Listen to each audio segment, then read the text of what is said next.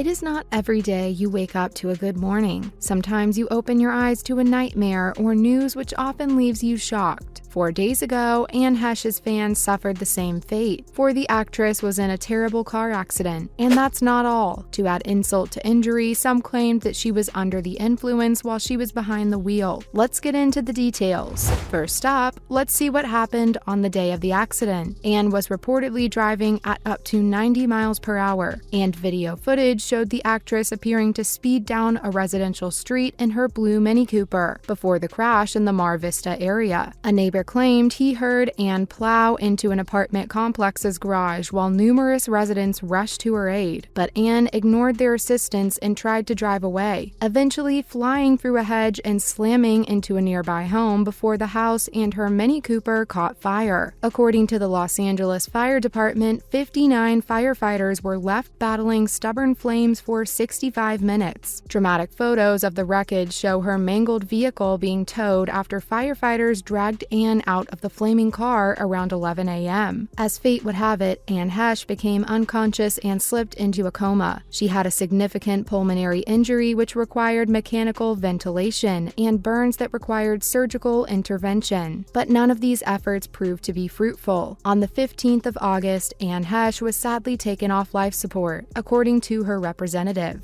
As the actress had been declared brain dead, her organ donor recipients were identified, prompting her to be taken off life support. The actress, aged 53, was now no longer living amongst us. Just 21 minutes before the horrific car crash that took her life, Anne Heche reportedly went to a hair salon in Venice Beach last week, where she bought a $125 red wig and took a picture with the store owner. Salon owner Richard Glass posted the star's last Instagram photo shortly before the crash, writing how she purchased a red wig and that it was extremely random. Glass later told Entertainment Tonight that when they met, she did not appear impaired, adding she was very cordial, further adding that she was quite friendly and courteous. Pictures taken moments before the accident appear to show the red wig in her car seat. Next, let's take a look at some thoughts of those close to her. Anne's former publicist, Rob Shooter, shared his thoughts. In response to a question about the actress being out of the spotlight after her breakup with Ellen, he said that it was the spotlight that left the actress, and not the other way around. Anne's close friend, Derek Warburton, opened up in an emotional interview. He talked about his hopes for the 53-year-old's legacy. Heche's friends are not the only ones who mourned her loss. Her oldest son, Homer LaFoon, talked about how he and his brother, Atlas, were dealing with their loss. "I am left with a deep, wordless sadness after 6 days of almost unbelievable emotional swings. Thousands of friends, family, and fans expressed their love for me over the course of 6 days," he said. He went on to add how he was grateful for everyone's love and support, including that of their father, Coley, and stepmother, Alexi. Homer explained how they had been his rock during this extremely difficult time. Speaking of her ex-husband, Coley, the man took to Instagram to post a video of the late actress, saying that he loves her and was always going to miss her. He further added that his son was grieving, but that he was surrounded by family and would be okay. Next, let's address the elephant. Was Anne under the influence? Now, we know how easy it is for rumors to fly free, especially if you are even remotely famous. It is perhaps one of the most disappointing realities that come with being in the public eye. There have been some claiming that the actress was under influence when she cracked, and we thought we should acknowledge these claims. Anne Heche was allegedly high on cocaine and possibly fentanyl when she was killed in a car accident. According to Los Angeles Police Department sources, the actress's blood test results for both substances came back positive on Thursday. However, law enforcement sources cautioned that fentanyl may have been administered to Heche at the hospital to help manage her pain following the accident. So more testing will be performed to determine whether the fentanyl was in her system when she crashed. Because the female in the house was engulfed in flames when Heche crashed into it, the case was being investigated as a felony DUI traffic collision. Lynn Michelle, the woman residing in the house, has been identified. Sean Hawley, the woman's lawyer, said in a statement that Miss Michelle was devastated by what happened to her on Friday, not only because she and her pets were almost killed, but also because all of her property, including items of profound sentimental value, were destroyed. Lastly, we felt it our moral obligation to honor the many achievements of the actress. Heche rose to prominence after playing twins Vicky Hudson and Marley Love in the late 80s soap opera Another World. Her performance earned her a Daytime Emmy and 2 Soap Opera Digest Awards. Her career reached incredibly new heights in the late 1990s, with roles in Donnie Brasco, Volcano, 6 Days, 7 Nights, and the slasher horror film I Know What You Did Last Summer. With people around the world grieving her loss, one thing can be ascertained: her legacy will remain strong even years after, and that she was loved. Now let's take a look at some other news that might interest you.